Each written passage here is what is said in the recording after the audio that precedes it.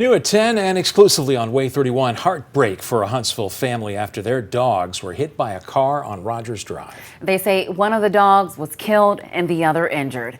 Way 31 reporter Maddie McCaffrey joins us live in Huntsville with the story you'll only see here. Nicole and Dan, Renee Brooks says her and her family are still in shock after the events that unfolded on Friday afternoon. She says the worst part about it, though, is that the driver didn't even stop after running over both of the dogs. My husband came in and he tripped going into the house. And when he did, the door opened and Penny and Moko, which is a Cocker Spaniel and a Chihuahua, ran out the door.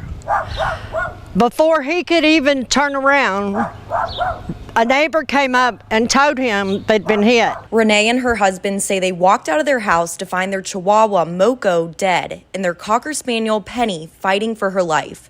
Renee says they take the blame for the dogs running toward the road, but believes some of the driver's actions may have been intentional. I admit Moko, the first one, could have been an accident. I feel Penny, where she was laying, could have been avoided because there was no cars on this road and people speed. Still, Renee is grateful tonight for her neighbors who helped rush Penny to the vet. 4 people came out and guarded Penny until I could get in my car and pick her up and take her to the emergency vet.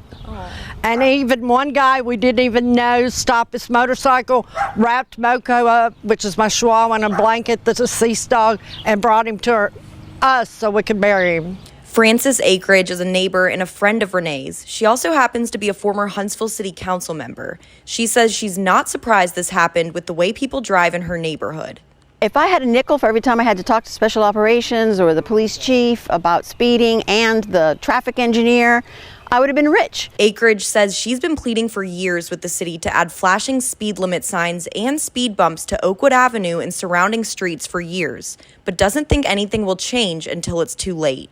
Even though you're not in office anymore, we'll put up those flashing lights. And did they? No.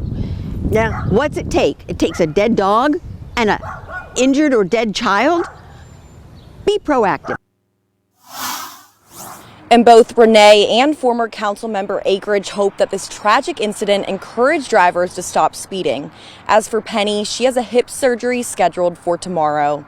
I'm live in Huntsville with coverage you can count on. Maddie McCaffrey, Way 31 News.